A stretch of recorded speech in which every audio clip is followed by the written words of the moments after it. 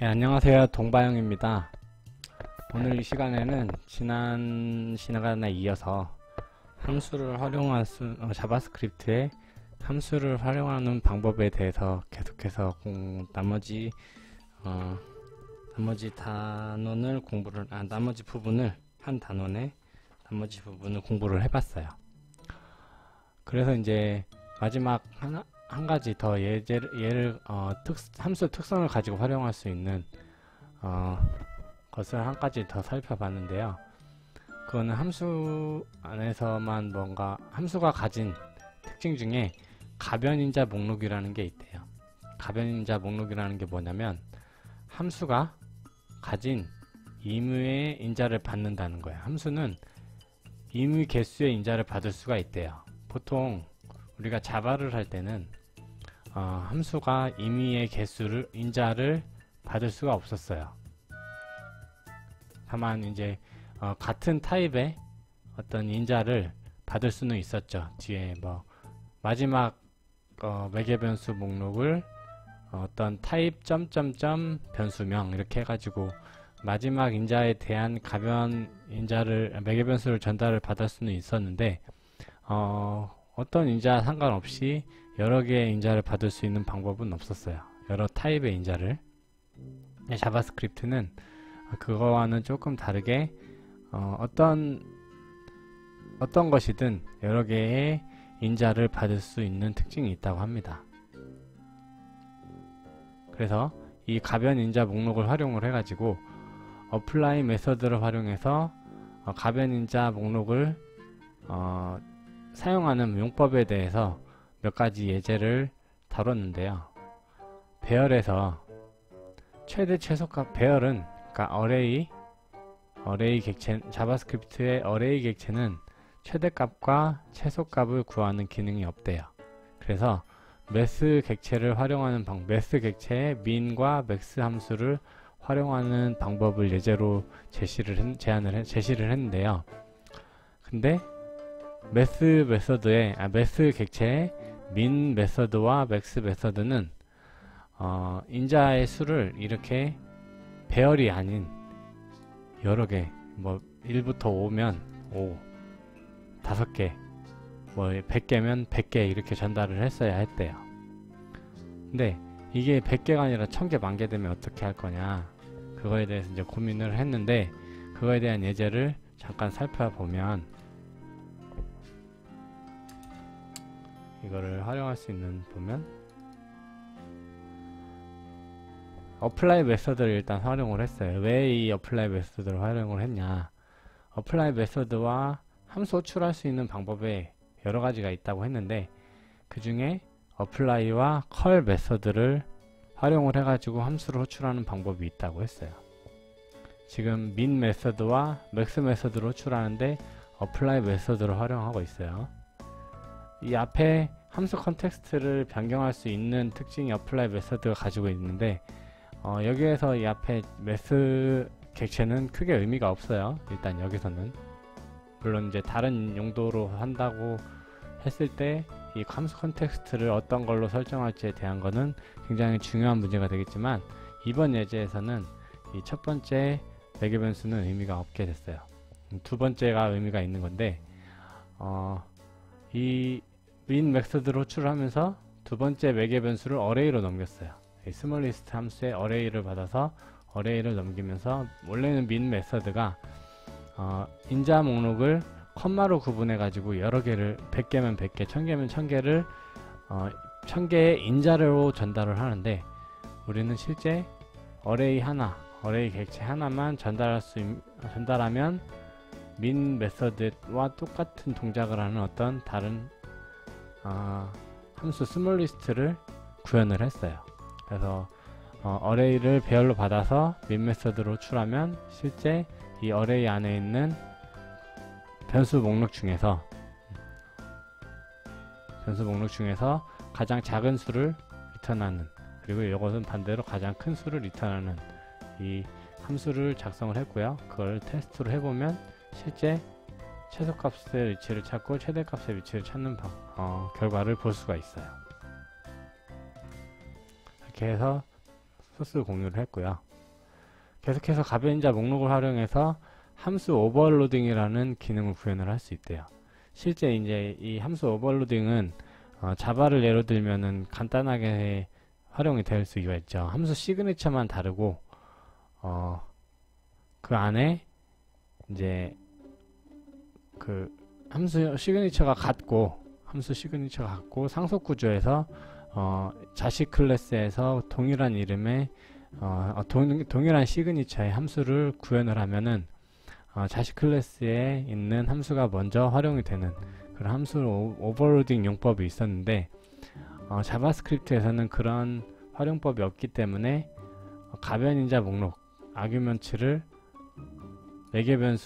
아규먼트 매개변수를 활용해서 함수 오버로딩을 구현하는 방법 예제를 보였어요. 갑자기 어렵게 들어가면 이거를 함수 오버로딩 하는 방법에 대해서 이해하기가 어렵기 때문에 가변인자 목록을 어떻게 사용하는지 간단한 예제를 가지고 먼저 살펴봤어요. 간단한 예제는 뭐냐면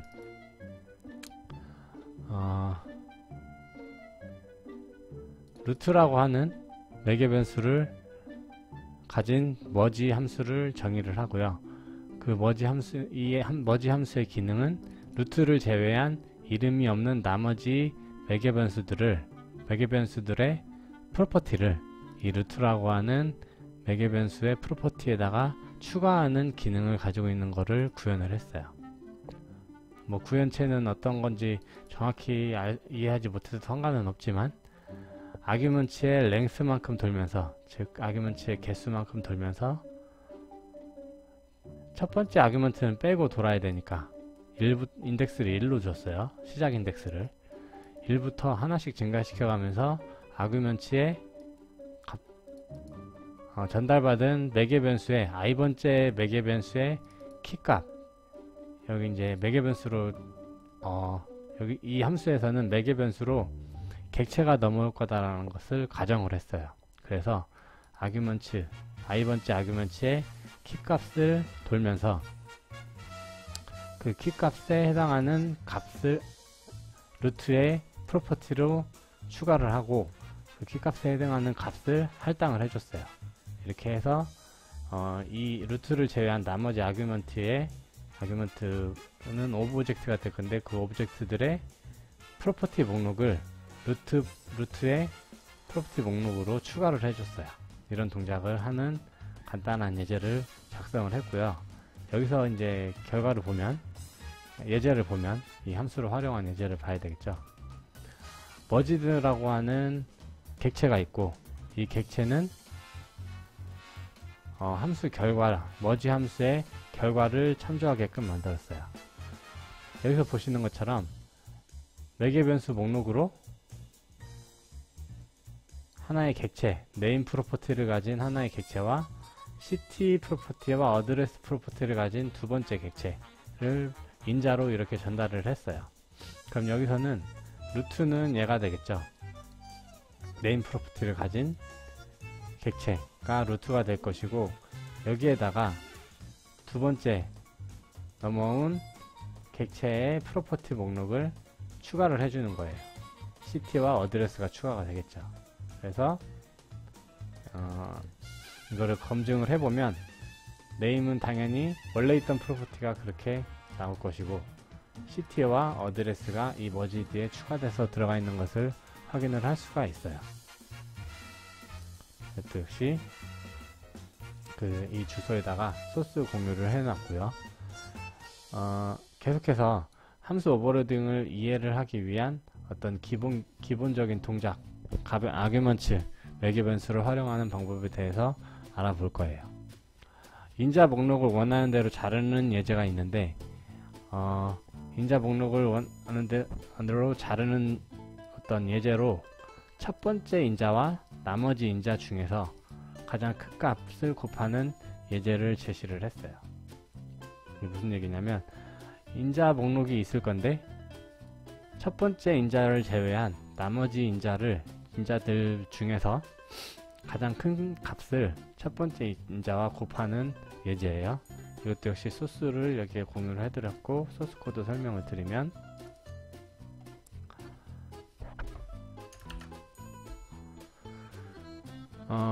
멀티맥스라고 하는 함수를 정의를 했어요. 이 멀티맥스의 정의 내용을 보면 멀티라고 하는 매개 변수가 있고, 얘는 이름을 가진 매개 변수죠.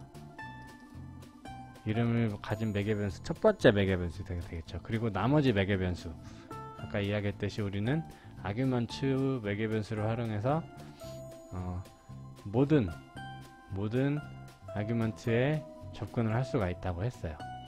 이름을 가지 않는 매개 변수를 포함해서.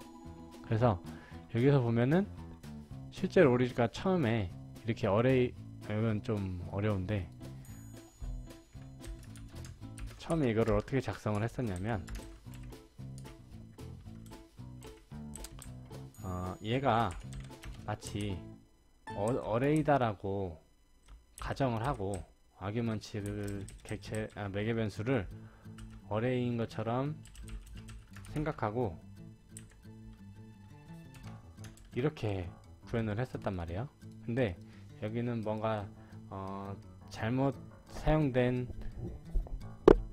그 어떤 예제를 보여주는 건데, 아규먼트는 어레이 객체와 비슷한 기능을 하지만 어레이는 아니다라고 설명을 하고 있어요. 그래서 어레이가 가진 슬라이스 함수를 활용할 수가 없고, 그거를 대안으로 이렇게 구현을 했어요. 즉 어레이 객체가 가진 슬라이스 메서드의 컨텍스트를 아규먼트로 지정을 했어요. 이전에 예제에서 지난 시간에 함수에 대해서 설명을 할 때 어레이 객체를 속여가지고 이 첫 번째 컨텍스트로 지정한 이 객체가 가진 랭스 프로퍼티를 조작하는 예제를 잠깐 봤거든요. 여기서도 마찬가지로 이 아규먼트를 컨텍스트로 지정을 하면서 이 아규먼트의 랭스 프로퍼티를 활용을 했어요. 그 랭스 프로퍼티를 활용을 해서 첫 번째부터 이 아규먼트의 첫 번째 인자부터 해가지고 마지막 인자까지를 잘라서 이 웩스, 그 중에 가장 큰 값을 호출하는 함수를 작성을 했거든요. 그래서 우리가 이전에 봤던 것처럼 맥스 함수는 실제로 매개 변수 목록을 넘겨줘야 되는 거죠. 배열을 넘길 수가 없었어요. 그렇지만 어플라이 메서드를 활용을 함으로써 이 맥스 메서드를 활용을 할 때 어레이 객체를 활용을 할 수 있도록 이렇게 변형을 해줬단 말이에요. 그렇게 해가지고 첫 번째 매개 변수 곱하기 나머지 매개 변수 중에서 가장 큰 값을 뽑아내서 곱했어요. 이런 식으로 가변 인자, 즉 아규먼트 매개 변수를 활용을 해가지고 우리는 첫 번째 인자를 제외한 나머지 인자에서 가장 큰 값을 계산을 해낼 수가 있었어요. 이런 예제가 기본적인 개념을 설명하는 예제로 제시가 되었고요. 마지막으로 실제 이 위에서 가변인자를 활용하는 이 기본기를 기준으로 함수 오버로딩을 구형하는 예제를 제시를 해줬단 말이에요. 계속해서 소스 코드를 보면 함수의 랭스 프로퍼티는 또 다른 함수의 특징이 있다고 했는데요.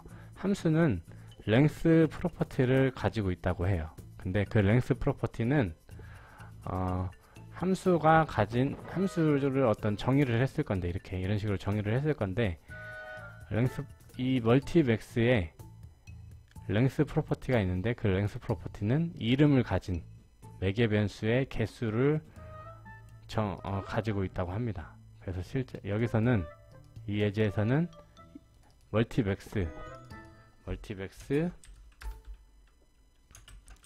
랭스 이렇게 하면 1이 되겠죠. 만약에 여기가 멀티가 아니라 A가 추가로 됐다고 하면은 2가 될 것이고, 이런 특성이 있다고 합니다. 함수의 특성. 함수 프로퍼티죠. 정확히는 이거는 기본 프로퍼티라고 해요. 모든 함수가 가진 프로퍼티래요.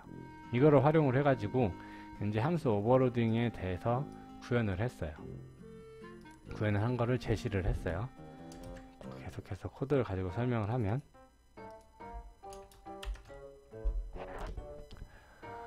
우선 메서드 오버로드를 활용하기 위한 add 메서드라고 하는 메서드를 정의를 했단 말이에요. 이 메서드는 첫 번째 3개의 매개 변수를 인자로 전달을 받는데요. 첫 번째는 실제 이 어떤 메서드를 오버로드된 메서드를 적용한 객체가 인자로 전달이 될 것이고, 두 번째는 그 메서드를 참조할 변수, 그리고 마지막으로 실제 오버로드 된 메서드가 마지막으로 전달이 돼요. 그래서 뭐 이 내용을 지금 당장 이해하기는 어려울 테니까 쭉 설명을 하면서 이해를 하도록 하죠. 우선 오브젝트에 어떤 네임으로 전달받은 이 프로퍼티를 올드 변수에다가 임시로 담고요. 그리고 다시 그 오브젝트의 네임 프로퍼티에다가 새로운 익명 함수를 정의를 이렇게 해줘요. 그 익명 함수가 하는 동작은 뭐냐면 이 인자로 전달받은 fn 함수의 이름을 가진 매개 변수, 아까 방금 전에 얘기를 했죠. 모든 함수는 랭스 프로퍼티가 있고, 랭스 프로퍼티는 이름을 가진 매개 변수의 개수를 나타낸다고 했어요. 그리고 아규먼트, 실제 이제 이 오브젝트가 가진 프로퍼티의 그 프로퍼티가 참조하는 이 함수를 호출을 할 건데, 이 함수가 호출이 될 때 전달받은 매개 변수의 개수, 이거를 비교를 해가지고 같으면은 현재 여기에서 보이는 이 fn 함수를 이 아규먼트 가변 인자를 전달을 해가지고 얘를 호출을 하고요. 그게 아닌 else if, 좀 다른데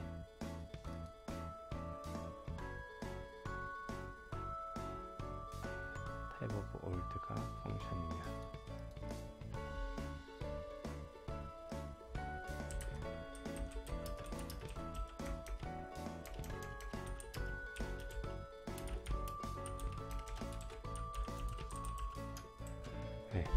이 호출하는 시점에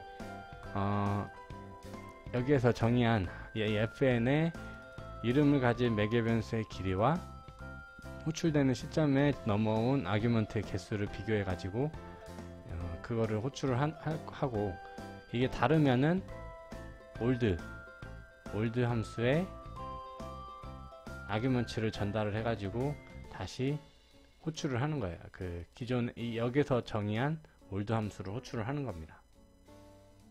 이게 어떻게 동작을 하냐면, 일단 add 메서드에 이렇게 3개의 닌자에다가 whatever라고 동일한 함수 이름을 참조하는 프로퍼티를 이 3가지 닌자 목록이 다른 3가지 함수를 추가를 해줬단 말이에요. 그러면 이게 어떻게 동작하냐면, 처음에 이게 한번 호출됐을 때는 여기에 오브젝트 여기서는 닌자죠.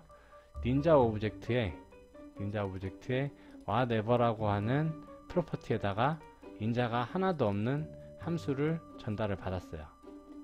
그 상태에서 첫 번째 호출됐을 때는 얘는 아무런 의미가 없어요.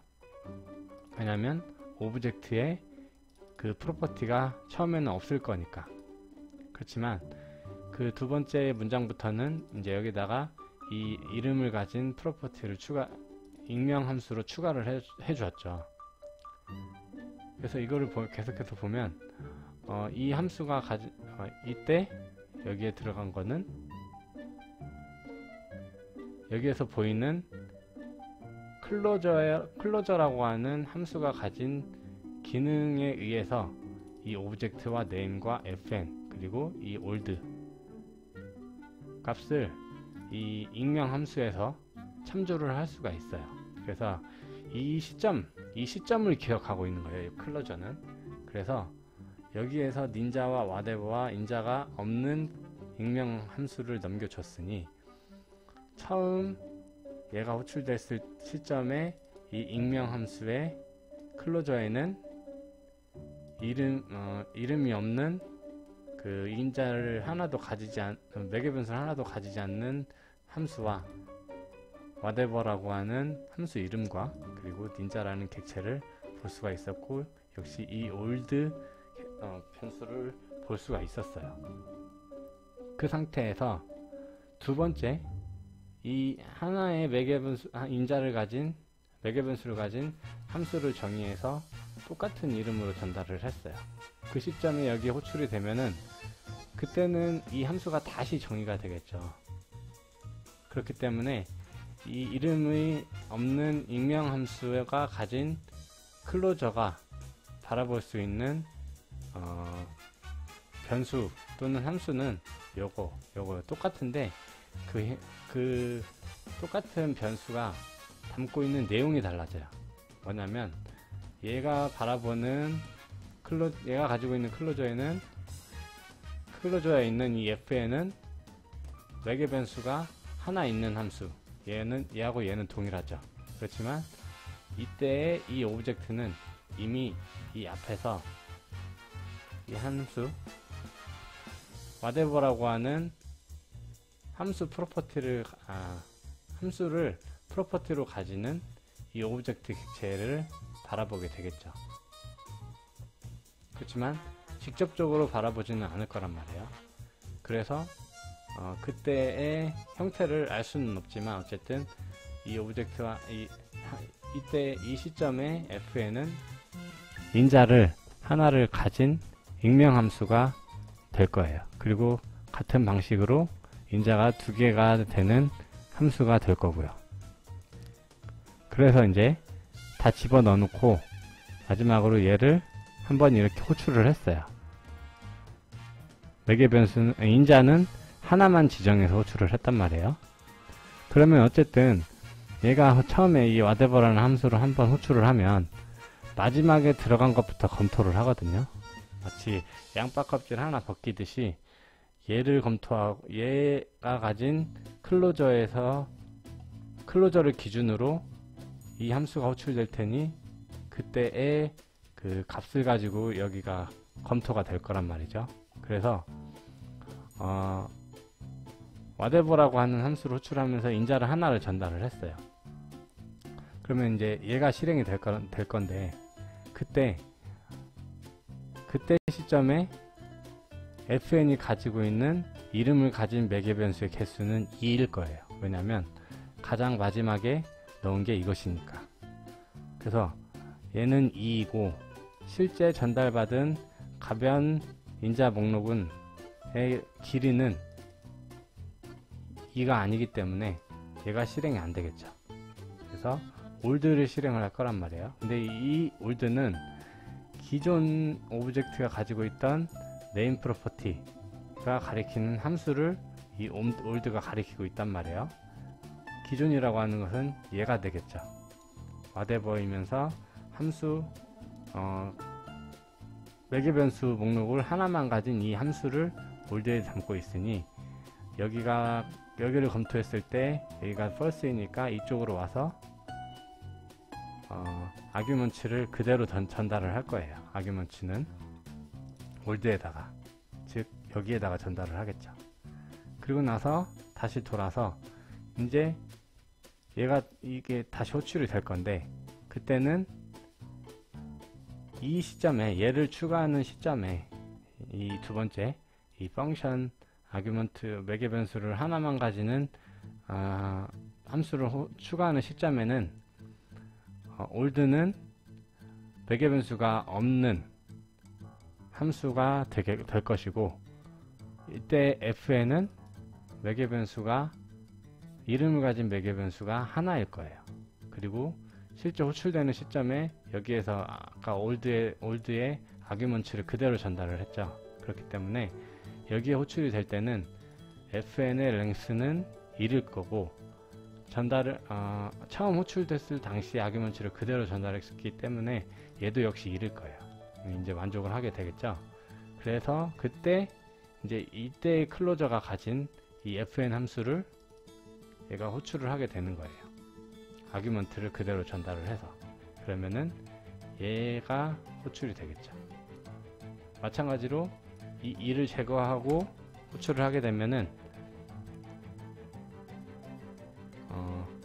얘가 호출이 돼요. 한번 테스트 해볼까요? 1과 2 매개 변수를 두 개를 전달을 했어요. 그러면 얘가 호출이 될 거예요.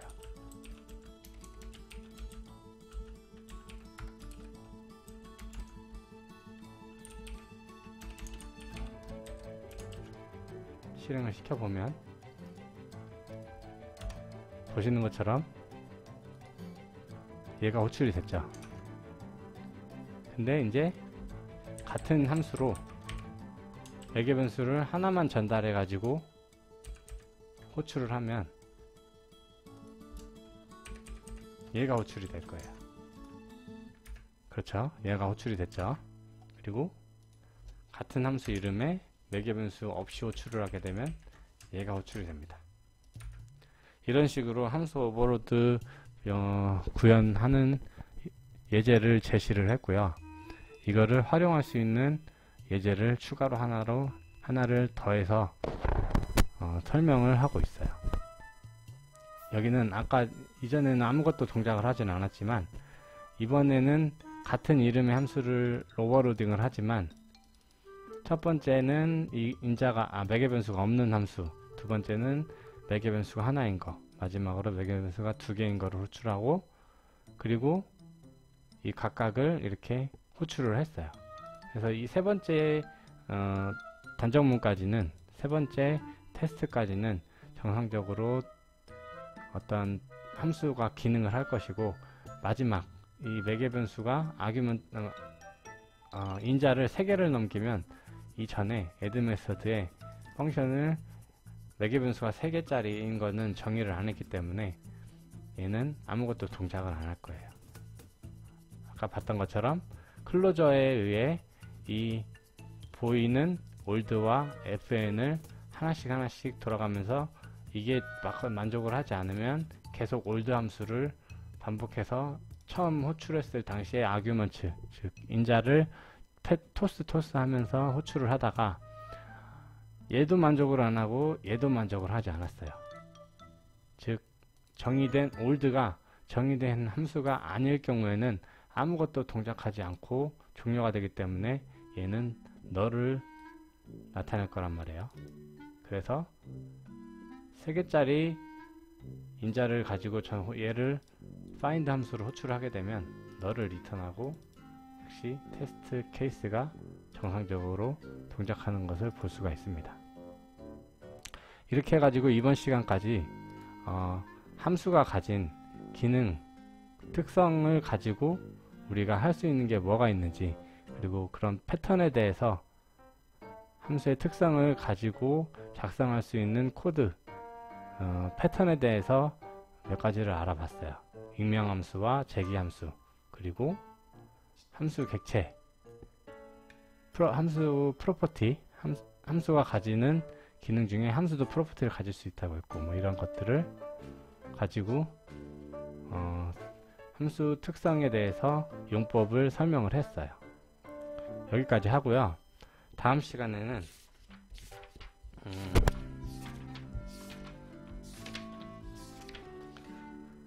드디어 함수, 이제 자바스크립트의 가장 중요한 개념 중에 하나인데 함수가 가진 클로저라고 하는 기능에 대해서 다음 시간에 정리해서 공유하는 시간을 가지도록 하겠습니다. 감사합니다.